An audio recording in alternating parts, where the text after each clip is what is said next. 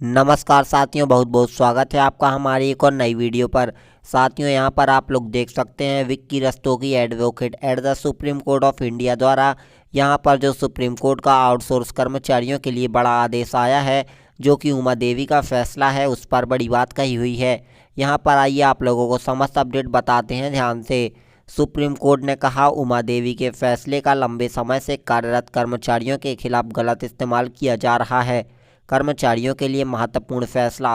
भारत के सर्वोच्च न्यायालय ने सचिव कर्नाटक राज्य बनाम उमा देवी 2006 में अपने पहले के फैसले के गलत इस्तेमाल की आलोचना करते हुए तदर्थ है या संविधात्मक शर्तों पर कार्यरत लंबे समय से कार्यरत कर्मचारियों के अधिकारियों की पुष्टि करते हुए एक महत्वपूर्ण फैसला सुनाया है। न्यायमूर्ति विक्रमनाथ और न्यायमूर्ति प्रसन्ना बी वराले की पीठ ने जग्गो एवं अन्य बनाम भारत संघ एवं अन्य सिविल अपील संख्या वर्ष 2024 में अपील को स्वीकार कर लिया, जिसमें केंद्रीय जल आयोग यहां पर कर्मचारियों को बहाल करने और उनके नियमितीकरण का आदेश दे दिया गया। न्यायालय ने पाया है कि उमा देवी एक ऐतिहासिक फैसला जो पिछले दरवाजे से नियुक्तियों को रोकने के लिए बनाया गया था, इस इस्तेमाल का लंबे समय से अनावश्यक भूमिकाओं में लगे कर्मचारियों के नियमितीकरण के उचित दावों को नकारने के लिए किया जा रहा था। मामले की पृष्ठभूमि क्या कहती है? साथियों, यहाँ पर अपीलकर्ता श्रीमती जग्गो और 3 अन्य ने 1 दशक से लेकर लगभग 2 दशकों तक CWD में सेवा की थी।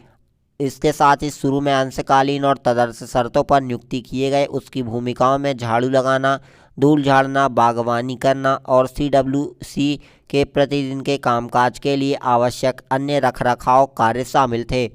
2018 में केंद्रीय प्रशासन न्यायाधिकरण कैट द्वारा नियमितीकरण के लिए उनकी याचिका को खारिज करने के बाद उनकी सेवाओं को अचानक समाप्त कर दिया गया था। दिल्ली हाई कोर्ट ने उनकी नियुक्ति की संविदा प्रकृति और उमा देवी पर निर्भरता का हवाला देते हुए बर्खास्तगी को बरकरार रखा। राहत से वंचित श्रमिकों ने इस निर्णय को चुनौती देने के लिए सर्वोच्च न्यायालय का रुख किया है। कानूनी मुद्दे क्या कहते हैं, जिसमें उमा देवी फैसले का गलत इस्तेमाल? जी हां साथियों, मुख्य तर्क उमा देवी फैसले की गलत व्याख्या के इर्द गिर्द घूमता रहा। न्यायालय ने दोहराया है कि निर्णय का उद्देश्य पिछले दरवाजे से अवैध नियुक्तियों को रोकना था, न कि आवश्यक कार्य करने वाले लंबे समय से सेवानिवृत्त जो सेवारत कर्मचारी हैं उनको नियमितीकरण से वंचित करना है। न्यायालय ने कहा, अपीलकर्ताओं का काम छिटपुट या आकस्मिक नहीं था, बल्कि 1 दशक से अधिक समय तक उनके अभिन्न और निरंतर था। इस तरह की नियुक्ति को अस्थायी करार देना और साथ ही उनकी कर्तव्यों को आउटसोर्स करना प्रतिवादियों के रुख में अंतर्निहितता विरोधाभास को दर्शाता है। नियुक्ति और कर्तव्यों की प्रकृति। न्यायालय ने प्रतिवादी के इस दावे को खारिज कर दिया कि अपीलकर्ताओं की भूमिकाएं अंशकालीन और आकस्मिक थीं। न्यायमूर्ति ने नाथ ने कहा है कि लंबे समय तक प्रतिदिन किए जाने वाली सफाई, धूल झाड़ना और रखरखाव के कार्य न तो छिटपुट हैं और न ही तदर्थ हैं। वे किसी भी कार्यालय के कामकाज के लिए अपरिहार्य हैं और नियमित पदों के समान हैं। प्राकृतिक न्याय से इनकार किया गया। साथियों, अपीलकर्ताओं को जारी किए गए समाप्ति पत्रों में पूर्व सूचना या स्पष्टीकरण का अभाव था, जो प्राकृतिक न्याय के सिद्धांतों का उल्लंघन करता है। न्यायालय ने बड़ा जोर दिया है और यहाँ तक कि संविदा कर्मचारियों को भी उसके खिलाफ प्रतिकूल कार्रवाई किए जाने से पहले निष्पक्ष सुनवाई का अधिकार है, खासकर जब उसके पास दशकों तक बेदाग सेवा रिकॉर्ड हो। भेदभावपूर्ण व्यवहार। साथियों, प्रस्तुत साक्ष्यों से पता चलता है कि कम अवधि वाले या कम योग्यता वाले अन्य कर्मचारियों को नियमित किया गया था। इसके साथ ही अपीलकर्ताओं ने तर्क दिया है कि उनका बहिष्कार मनमाना भेदभाव है। न्यायालय ने इस पर तर्क में योग्यता पाई है। इसको देखते हुए प्रतिवादी विभाग नियमितीकरण के समान मानकों को लागू करने में विफल रहा है। साथियों, अगर शैक्षणिक योग्यता की बात करें तो प्रतिवादियों ने यह भी तर्क दिया है कि अपीलकर्ताओं के पास नियमित नियुक्तियों के लिए आवश्यक न्यूनतम शैक्षणिक योग्यता नहीं थी। न्यायालय ने इसे खारिज करते हुए कहा है कि अपीलकर्ताओं के लंबे कार्यकाल के दौरान कभी लागू नहीं की गई शैक्षणिक योग्यता को उनके अधिकारों से वंचित करने के लिए पूर्वव्यापी रूप से लागू नहीं किया जा सकता है।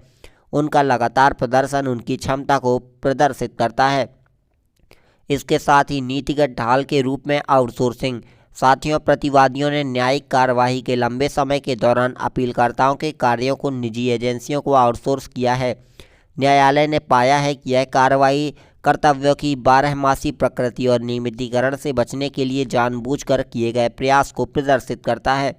फैसले में कहा गया है कि आउटसोर्सिंग की आड़ में एक कर्मचारी को दूसरे कर्मचारी से बदलना भूमिकाओं की आवश्यकता को उजागर करता है, जबकि प्रतिवादियों की संभावनापूर्ण मंशा की कमी को उजागर करता है। सुप्रीम कोर्ट के निर्देश पीठ ने कई सख्त आदेश जारी किए हैं। साथियों, बर्खास्तगी के आदेश को रद्द किया है, जिसमें कोर्ट ने 2018 में जारी बर्खास्तगी के आदेश को मनमाना और प्राकृतिक न्याय के सिद्धांतों के विपरीत बताते हुए उन्हें अमान्य घोषित कर दिया। बहाली और नियमितीकरण, अपीलकर्ताओं को तत्काल प्रभाव से बहाल करने का आदेश दिया गया। संगठन ने उसके लंबे निर्बाध और अपरिहार्य योगदान को मान्यता देते हुए उनकी सेवाओं को नियमित किया गया है। सेवानिवृत्ति के बाद के लाभ। साथियों, जबकि कोर्ट ने अपीलकर्ताओं से सेवा से बाहर रहने की अवधि के लिए पिछला वेतन देने से इनकार कर दिया।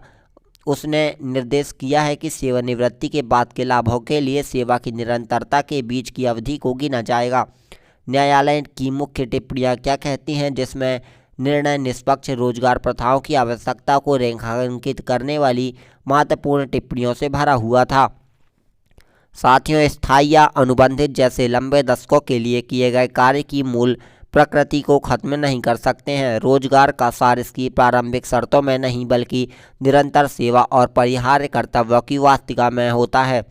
आदर्श नियोक्ता के रूप में सरकारी विभागों का यह दायित्व है कि वे रोजगार में निष्पक्ष और स्थिरता सुनिश्चित करें, खासकर जब काम की प्रकृति स्वाभाविक रूप से नियमित हो। न्यायालय ने विनोद कुमार बनाम भारत संघ 2024 में अपने हाल के फैसले का भी उल्लेख किया है, जिसमें दोहराया गया है कि नियुक्ति के समय प्रतिक्रिया चूक कर्मचारियों को निरंतर सेवा के माध्यम से अर्जित उनके मूल अधिकारों से स्थायी रूप से वंचित नहीं कर सकती है।